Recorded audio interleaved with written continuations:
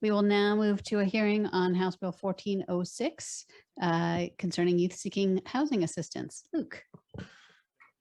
Thank you, Chair Sen, members of the committee, Luke Wickham, Committee Counsel. By way of background, the Office of Homeless Youth Prevention and Protection Programs is a branch of the Department of Commerce and leads the statewide efforts to coordinate funding, policy, and practice efforts related to homeless youth and improving the safety, health, and welfare of those youth. The Office of Homeless Youth contracts with service providers that help prevent youth homelessness and serve youth and young adults who are experiencing homelessness. The Office of Homeless Youth contracts with licensed youth shelter providers, including crisis residential centers and hope centers. If an overnight youth shelter or licensed organization providing services for runaway or homeless youth learns that a youth staying in its facility does not have parental permission, the facility must notify the parent by telephone or other reasonable means within 72 hours, preferably within 24 hours. Those licensed shelters or organizations must also notify the Department of Children, Youth, and Families if there are compelling reasons to not notify a parent, including if there are concerns of abuse or neglect. And they also must review the publicly available information on missing youth made available by the Washington State Patrol at least every 8 hours while the youth is present. If the youth is listed as missing, the facility must contact the Department of Children, Youth, and Families.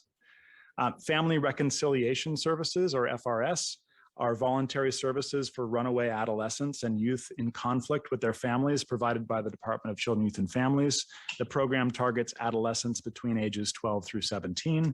The FRS services are meant to resolve temporary crisis situations and prevent unnecessary out-of-home placement. House Bill 1406 requires the Department of Children, Youth, and Families to offer family reconciliation services to families or youth after receiving a report that the youth is away from a lawfully prescribed residence as soon as possible, but at least within 3 days after receiving that report. The bill authorizes a child to remain in a licensed overnight youth shelter or with another licensed organization with a mission to serve homeless or runaway youth and their families for up to 90 days in two circumstances: if the shelter organization is unable to make contact with a parent despite the required notification efforts, or if the shelter organization makes contact with the parent, but the parent does not request that the child return home. The bill increases the length of time that a youth may remain in a hope center to 90 days from 30. The bill also requires the Office of Homeless Youth to provide additional funding and assistance to contracted youth service providers and other entities who convene a community support team. The purpose of that team is to help identify supports for a youth and the youth's family focused on obtaining and maintaining long-term and stable housing. The team must develop a process that allows a youth who enters a licensed overnight youth shelter or other organization to request assistance from that team. And any youth who enters one of those entities is eligible for that team. That concludes my remarks. Thank you. Any questions for staff? Seeing none, our prime sponsor, Vice Chair Cortes. Thank you, Madam Chair, and thank you, Ranking Member Hessig and fellow committee members for allowing me a few moments here. For the record, my name is Julio Cortes, State Representative in the 38th Legislative District.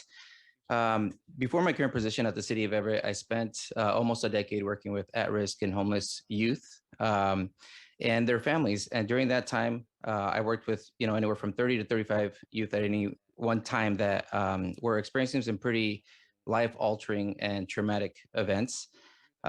Youth I worked with were often kicked out of the home, ran away from the home, or unfortunately, sometimes the entire family became homeless, and so they didn't have anywhere to go. Many times there was family conflict that the organization I worked with was able to resolve and was then able to return that youth safely home. But I'm sad to say that there were times when the family situation was so difficult that returning a youth to the home was a little bit more challenging. The nonprofit organization I worked for, as well as many others, have a 72-hour window to get legal guardian permission for a youth to stay at that shelter. When the legal guardian agrees to let the youth stay at the shelter, the organization begins work with the youth and the legal guardians to do what is necessary to get that youth back home. That's the goal. That's always the goal for these organizations, to get that youth back home safely. Unfortunately, sometimes legal guardians cannot be found or contacted. At times, these legal guardians are homeless themselves, and so it makes it a little bit more difficult for folks to contact them on time. And as it's as hard as it is to believe, sometimes, you know, the legal guardian simply abandons the youth, which happened to a few of my clients. House Bill 1406 would allow the youth to have shelter for a longer period of time, while a plan of action is put in place to ensure that that youth is safe. Additionally, I've had clients who have tried to return home after a legal guardian didn't give permission for them to stay at the shelter, but were later kicked out, sometimes, you know, within hours of trying to go back home. These are the youth. So these youth, knowing that the parent will not give consent for them to stay at a shelter, would leave the home again and turn to others for help. Others who they would meet while out on the streets, others who would victimize them, who would take advantage of them and abuse them. These are the youth that tend to fall through the cracks, and is who House Bill 1406 aims to support. Now, it is important to clarify that if a parent does want the youth to return home, the organization working with that youth will work to make that happen, and will also ensure services are provided not only to youth, but to the family, to ensure that that family unit stays together. 1406 is a tool to ensure a youth can be safe in a safe and supportive environment while legal guardians are located and contacted. Family reconciliation services are done, and a support team with the youth's input is put in place. We've discussed this bill with stakeholders and service providers, and minor adjustments will be made. We will be working on the wraparound services piece of this bill. I've seen how effective this support system can be to stabilizing a family, and I look forward to working on that process with staff. I urge this committee to recommend House Bill 1406, and thank you all for your time, consideration, and support. Happy to answer any questions, of course. Thank you. Any questions for the prime sponsor? Representative Walsh. Thank you, Madam Chair. Rep. Cortes. I'm glad to hear that the bill, and from what I've read of it, will help families stabilize. That's important. I'm a little concerned that some of the language in the bill is broad and could end up destabilizing families in the case where a young person is at odds with his or her caregivers, parents, guardians. Is there any chance we could narrow down some of that application of the policy so that it encourages stability and isn't used as a tool for a wedge between a youth and the family?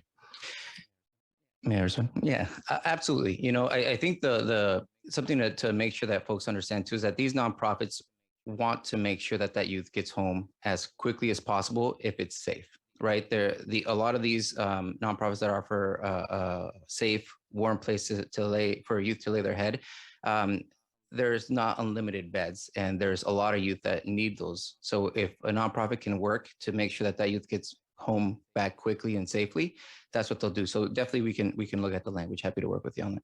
Thanks. Thank you. And now, prime sponsor is going to put on his vice chair hat and call up to those wishing to testify in his legislation. Thank you, Madam Chair. If we could have Rhea Yo and Elizabeth Dawson, both remote, and on deck have Aviana McKenna and Karen Pillar.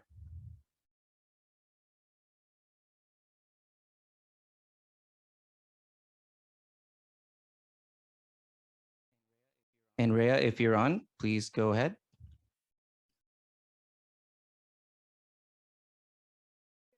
Good afternoon, Chair Sen and members of the committee. My name is Rhea Yo. I'm the Director of Legal Services for the Youth Homelessness Program at Legal Counsel for Youth and Children.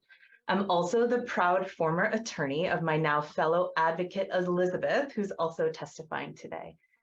House Bill 1406 will ensure that youth who are disconnected from their families can stay somewhere safe and access support during a time of crisis and vulnerability. LCYC regularly works with youth who try to access shelter, but whose legal guardians are unavailable or non-responsive when shelter staff try to contact them.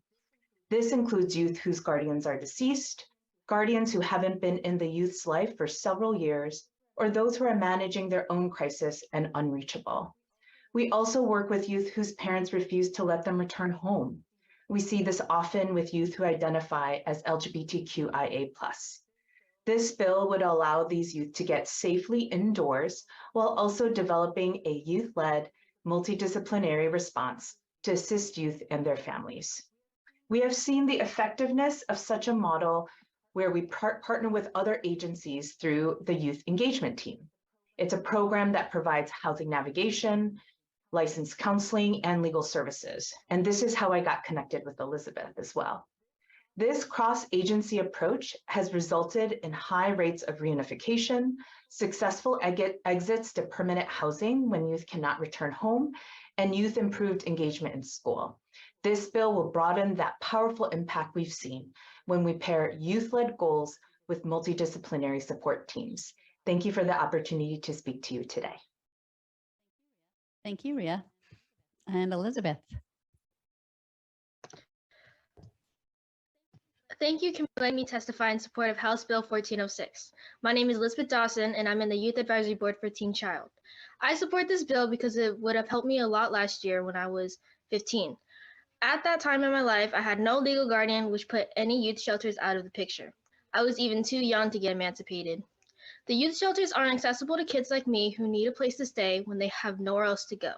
Many youth need to go to a shelter because they don't have a safe adult who can take care of them, and they don't have a safe adult who can give permission to stay at the shelter. If this was the law last year, it would have let me have a stable place while I was working with my support team for a longer term plan. Now, my little brother who has autism is in a similar situation where his guardian is not really involved and it's hard to reach him to get permission for things. Even though he got permission to get into the shelter, I get worried that if he needs to move or needs other things that require the guardian, he won't get it. Even now, I can't visit my brother because the shelter could not reach his legal guardian for permission, denying me access to see my baby brother. This bill will really help others like me and my brother. Please pass House Bill 1406 out of this committee. Thank you. Wow. Thank you, Elizabeth, for coming and sharing your personal experiences. It means a lot. Mr. Vice Chair. And Aviana, if you're on. Good morning, legislative members, and thank you, Madam Chair, for this opportunity. I am Aviana McKenna, here today as a member of the Mockingbird Society and as a youth with experience in being unhoused. I support House Bill 1406, Youth Seeking Housing Assistance and Other Related Services. This bill is essential because friction happens in families, and sometimes young people need more than 72 hours away from these situations. My personal experience, I have seen a family member go through the transition of being kicked out of a living situation, the parental figure denying access to resources, causing them to couch surf until they were 18. When youth need parental permission, this will often lead to youth putting themselves at risk of harm to avoid shelters because they know they won't receive explicit permission. When families refuse to resolve the conflict within the family unit, the youth pays the price in their development. Unfortunately, the current system that we have now allows the young person to be forced back into the household within 72 hours, despite the underlying conditions going on within the home. Some of these underlying conditions are due to lack of financial services, mental health services, and family reconciliation. Furthermore, the community support team defined in this bill will be able to support these youth and family units in accessing resources. Therefore, voting yes to House Bill 1406 will strengthen the positive developmental impact of proposed investments for youth and family units. I will now leave the floor open to any questions you may have. Thank you.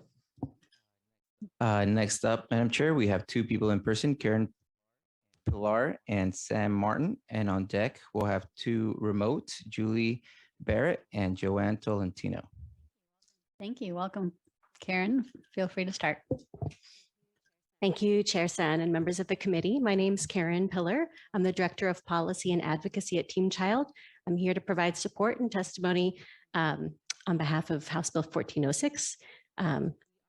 We are a civil legal aid program for young people in Washington State, and we have represented young people who are stranded sometimes in detention centers, emergency rooms, and other institutional type settings. even when the courts have ordered for them to be released or doctors have determined that they're ready to be discharged, but they don't have a home or guardians to go to, or they don't have a parent or legal guardian available or willing to authorize them to be released to licensed shelter. This is one of the many examples of how House Bill 1406 will support young people to access safe shelter and the vital community supports that they need to navigate either back to their families and their homes or to other long-term safe and stable housing. The time frame in this bill is really critical to allow youth, their parents, and all the other team members the time it takes to uncover the challenges that may have created the need for the young person to seek shelter and to work together to put the supports and interventions in place so that they can seek a long-term resolution, most often when the child is able to return home, but also to come up with a plan if that's not the possible long-term plan or solution. One example of a young person that Team Child had served who really needed this legislation was a young person whose parents had left them in the care of an adult sibling and then had moved to a different country. That adult sibling then disappeared and the parents were unreachable. And the young person did not have the ability to get into one of the licensed shelter facilities. Team Child was referred to the young people when school staff determined that he was trying to sneak into the locker room in the evenings to try to have a safe place to stay. So there are a lot of examples and circumstances when you just can't find the guardian that's needed, and the licensed facilities are here to serve them, but they need permission to be able to get in. Thank you so much for your support of the bill, and we hope you'll pass it out of this committee. Thank you. Welcome, Sam. Thank you, Chair Sin, Vice Chair Cortes, and members of the committee. My name is Sam Martin. I'm the lobbyist with the Washington Coalition for Homeless Youth Advocacy and the Mockingbird Society. We are here today in strong support of House Bill 1406.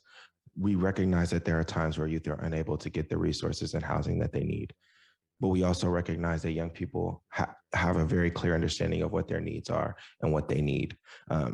We know that there are, as my colleagues talked about today, there are a variety of challenges that our young people experience and face as to why they may need to seek safe housing. But on top of that, as was discussed, we really want to make sure that young people are getting the resources and supports that they need. It's intended to make sure that we're not just creating a space for a young person to be, but we're being intentional about the supports and services that we provide for that young person to follow up. We want to make sure that we're being uplifting and supporting the young person's needs, as well as being thoughtful about how we can recreate the connection to family. This is a bill that has taken a lot of time and stakeholder effort to be able to get to the place that it's in, and we're very hopeful and we recognize that this would be a very important step amongst many steps to be able to continue to provide support for young people who experience these challenges. And so we thank you again and urge your support for the passage of this bill. Thank you both. Mr. Vice Chair.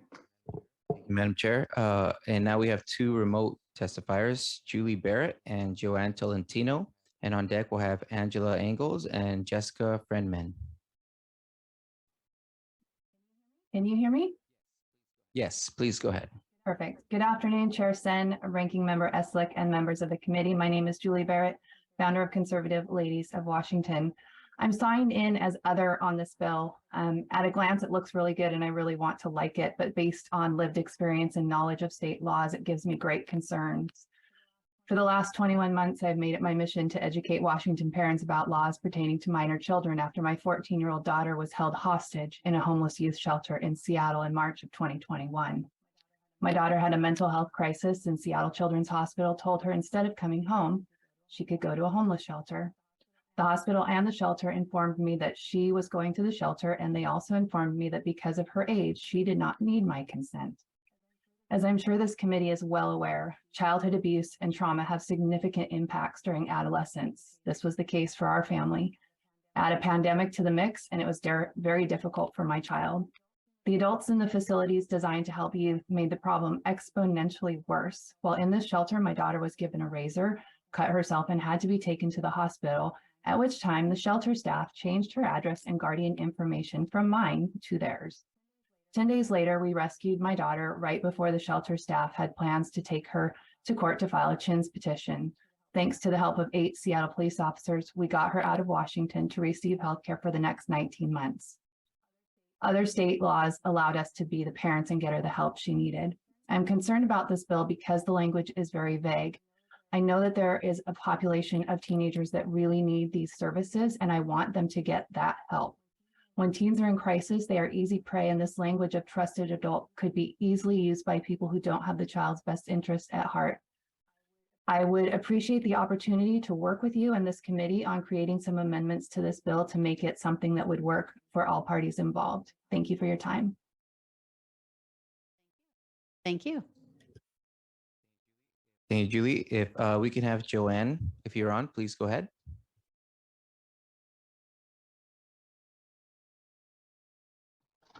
Hello, I'm in the car. Thank you, Chair and members of the committee. Can you hear me?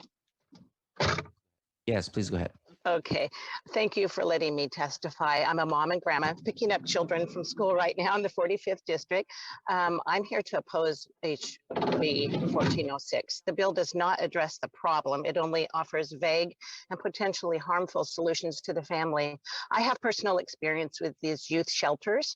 At age 17, our adopted daughter asked if she could go to a youth shelter in the evening to watch movies. I called the shelter and they assured me that it was a drug-free facility and simply a safe place for kids to hang out. So we allowed her there. That very night, we got a phone call that she had overdosed in the parking lot and was left there to fend for herself. The next time she ran away, I called the shelter to see if she was there, and they said, this is a safe place and we don't tell parents if the kids are here or not. They protect their secrecy. The system is lopsided in that as a parent, it definitely favored the rights and wishes of the rebellious child over reuniting with a lovely family. From there, she took a moral turn for the worse and was being pulled into the drug, sex, and rebellion culture. She got involved in a group of kids and started running away. Each time she ran away, we filed in at-risk youth papers to ensure that if she was found, she would be returned to us. Taxpayers are now funding the ability for children to run away when they do have safe homes. Where are the statistics on this? I'd be interested to see if there was a non-biased study somewhere on how many of these children come from good, loving homes as opposed to truly homeless kids who need help. This bill does not actually do anything to help at-risk youth, but potentially goes further to divide the parental authority and the trust building of a loving family. I urge you to stop this bill now, but I thank you for your service to our community. Thank you so much. Thank you. Mr. Vice Chair. Thank you, Madam Chair. Next, we have Angela Engels and Jessica Friedman. Angela, if you're on. Hello, my name is Angela Ingalls. I am the Senior Program Manager at Cocoon House, a youth homeless shelter in Everett, Washington. I'm here speaking in support of House Bill 1406. In my nearly 4 years of working here, I have seen hundreds of youth come into our program, and one of the consistent barriers that we have run into is obtaining parental consent for our programs. Currently, we have 72 hours to obtain consent from legal guardian when a youth first comes into our care. If we cannot obtain guardian consent within that time frame, our only option is to contact the police to have the youth removed from our facility and placed in protective custody. Many of our youth come from unstable households. Their guardians may be homeless themselves, dealing with mental health and/or have addiction issues that can lead to an unpredictable housing situation for everyone involved. Due to these circumstances, we tend to see that guardians frequently do not have reliable means of communication, such as a working phone with data, a stable address, or the ability to travel to come and sign documentation for consent. For these reasons and others, gaining guardian consent within 72 hours has proved challenging and has been a barrier to ensure stable housing for the youth in need in our community. The other aspect of this bill addresses youth who need shelter, but their guardian will not provide consent. The youth who we serve in our long-term and emergency shelter may come from situations that are unsafe for them to return to. Our shelters, along with most of the shelters in King and Snohomish counties, require parental consent for the youth to receive services. This past year, we served a youth in our emergency shelter program who was coming from an unsafe situation and whose guardian refused consent but would not pick up their child. And the lack of consent from guardian left this child with no safe options. This situation, along with many others, could be avoided if youth were able to receive emergency services without the consent of their guardian. If passed, this bill would allow youth who otherwise couldn't receive housing and other supports to find support and safety. When we require consent by a guardian who might also be the same person that puts this youth at risk, we are putting in place barriers for youth to receive the services that they may desperately need. Thank you so much. Yeah, thank you. Thank you very much. Mr. Vice Chair. Thank you, Angela. Jessica, if you're on, please go ahead. Good afternoon, Chair Sen and members of the committee. My name is Jessie Friedman, and I'm the Policy Director for Youth Care in Seattle. Youth Care serves over 1,500 youth and young adults annually who are currently experiencing or at risk of homelessness. I'm here today speaking in support of HB 1406, which would allow us to provide shelter in specific instances for young people whose parents cannot be reached or for whom their guardians do not allow them to stay in shelter, but also will not allow them to return home. This bill would address a gap in the essential services that Youth Care and our community partners are able to provide to our most isolated young people. Under the current law, our staff is left with few good options in these cases, being forced to exit young people to homelessness or into other overcapacity, non-therapeutic settings like emergency rooms. Increasing the time youth can stay in shelter gives providers a chance to build relationships and stabilize our clients. Youth in our adolescent shelter programs receive mental health support, family engagement services, case management, and connections to education, healthcare, and other services. This is in stark contrast to the reality that young people are faced with if exited to homelessness. National data from Schoolhouse Connections show that 70% of homeless youth experience violence and 40% are victims of sexual exploitation at least once in a single year. This can be avoided as young people without stable and supportive guardians are permitted to stay in shelter and receive services.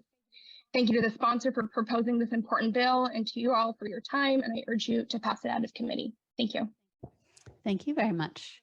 Mr. Vice Chair, are there other testifiers? No other testifiers, Madam Chair. Thank you. And with that, we will close the hearing on House Bill 1406.